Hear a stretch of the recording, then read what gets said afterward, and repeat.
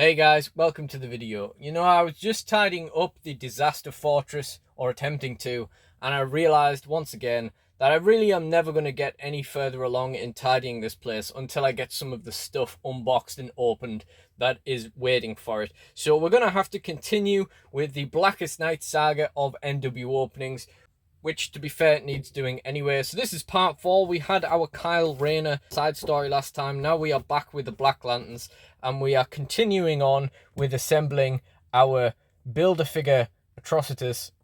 Yeah, he needs some arms. So the next thing we're going to open is the McFarlane Toys Atrocitus Build-A-Figure with DC Multiverse Blackest Night Batman action figure.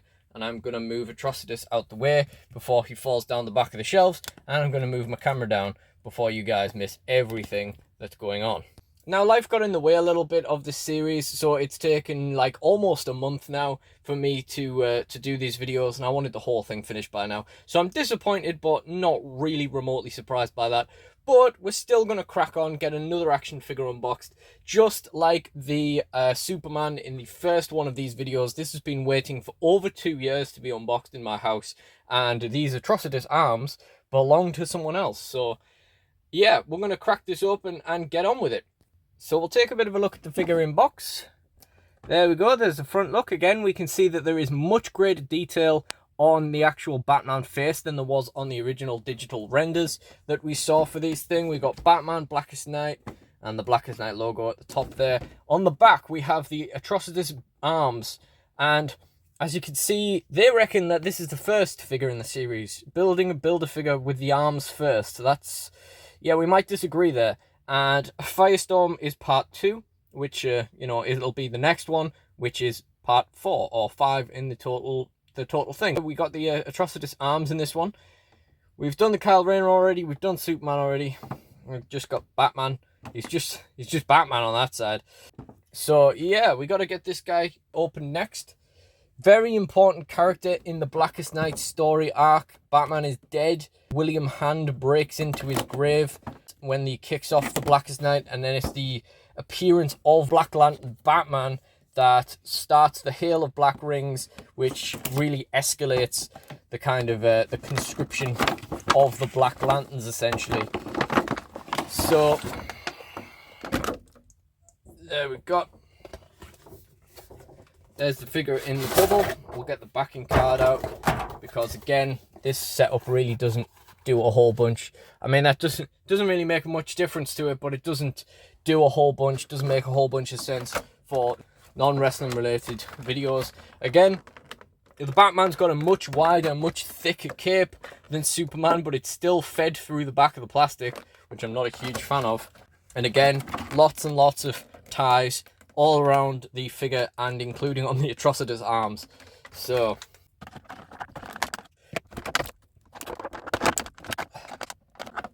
kind of hard to get the scissors up there without like scraping Batman's head or anything as well.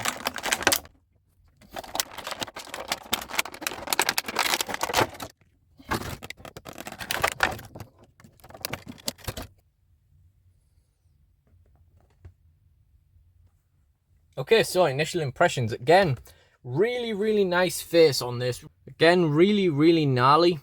Not that my phone still isn't focusing on it very well. That's probably the best you're going to get. That kind of distant look. Really gnarly. I'm pretty sure this has actually been sculpted off this picture by the looks of it. This is where he's like vomiting the black light, etc.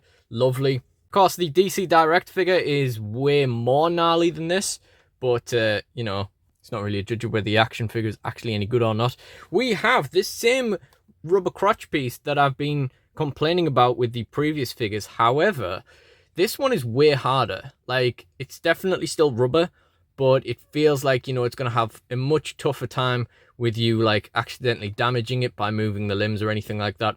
And it also definitely feels like, especially with the pockets, the utility belt pockets and everything, like that's going to stay where it is, and it definitely just feels harder anywhere. Whereas like with this, I really just, I'm not a fan. Like, this just feels like it is gonna deteriorate over time. It is gonna break eventually, but yeah, this feels like it would last a lot longer. The costume in general has this really nice detailing throughout it. We got just, it's a nice Batman costume, quite frankly. Like, it looks pretty cool as it is. And then we have the really cool ripped up kind of Black Lantern Batman cape as well. So yeah, really, really cool. It's nice that it kind of merges the two things of like having like the black costume and the blue of like actual Batman. Although looking at him on there, it definitely looks like it's just grey and black over the top. So I don't know. Maybe I'm wrong there, but that's what it looks like. I mentioned in the previous videos, I'm not going to bother opening these. This is just a card with that on it, and this is just a stand that's really, really poor, like really bad. There's no accessories with this one, unlike the Kyle Rayner and the Firestorm. So a back just like the Superman with only having the Build-A-Figure parts. We got the Blackest Night logo on top of the Batman logo, of course. Don't know how I nearly forgot to mention that. And beyond that, we're just going to start talking about joints. So, the Batman doesn't appear to have that neck joint. If we take a look at the Kyle Rayner again, he kind of has a neck joint, which again is completely different color to his head, that doesn't really move because his head's kind of in the way of it.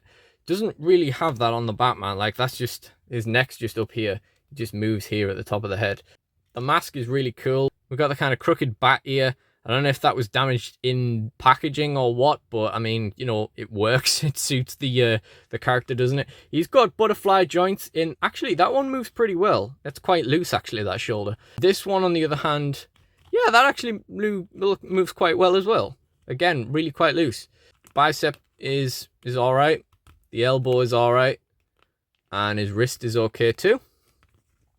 These McFarlane Toys figures don't have a whole lot in the way of ab articulation. That's as far as he's going to lean forward. And he's going to lean far across about that far and about that far. No real sort of turning on either of those. If the waist joint was going to move, this was going to stop it anyway. We've got no cut in the top of the legs, which is not necessarily a bad thing because we do still have the full range of motion with these joints. We just don't have a big cut line through the leg, so that's a win for me. We've got the double articulated knees. He does not have a boot cut, and he does have the foot articulation and the toe articulation as well. So yeah, I think this is a pretty cool figure, you know. I feel like I prefer this to the Superman. For my money, they're not the most interesting characters in the world. Like, I prefer Black Lanterns of, like, other people, like, you know, Aquaman. I just feel like Batman and Superman is just played out, you know. Definitely prefer Batman than Superman, though, on that regard. But yeah, I just feel like, you know, it would have been kind of cool to see other Black Lanterns in the line. For example, it would have been cool to see Black Hand remade, but never mind. That being said, I think this is way cooler than the Superman. Like I say, this crotch piece, which is my main critique of the Superman, is much stronger on this figure.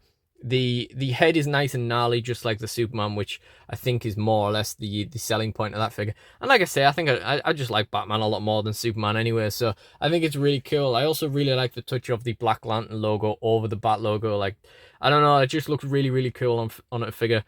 I think that the execution of this figure is better than the Superman. You know, I'm not saying the Superman's a bad figure. I'm just saying this is a really cool figure. And of course, finally, we have the Atrocitus Build-A-Figure arms. We've actually flew through this very quickly this time. Last time I did one of these, it was drawn to my attention that all my NW openings tended to be like 20 minutes long that are then edited down to 15 minutes. So I'm very glad with how short this one is so far. However, we have some weird bit of plastic. Again, we're really not wanting to focus in on that, but you can see it. You can see the weird white thing there. Like, I don't know. I'm scared to ship that off in case there's, like, you know, in case it takes the red off with it. But anyway, we're going to get Atrocitus, who again is massive, and we're going to connect his arms. And after that, I'm going to tell you guys, wow, that went straight in. That might be the easiest a Build-A-Figure joint has ever went in for me from any range of action figures ever, which is good. So this will be the Atrocitus arm that repeatedly falls out. Now that one went straight in as well. So there we go. We just have the head left. Firestorm to follow next, just whenever I have the time to film it. Now, if you enjoyed this video, you can check out the Superman, the Kyle Rayner, and the DC Direct Black Hand already on my channel. The Firestorm video will be following, and my other Black Lanterns will be following that as well. You could check out the NWOpenings playlist in the end screen for more, and please do like, comment, and subscribe. Let me know what you think, and I really do appreciate you guys joining me, so thank you all for watching, and goodbye.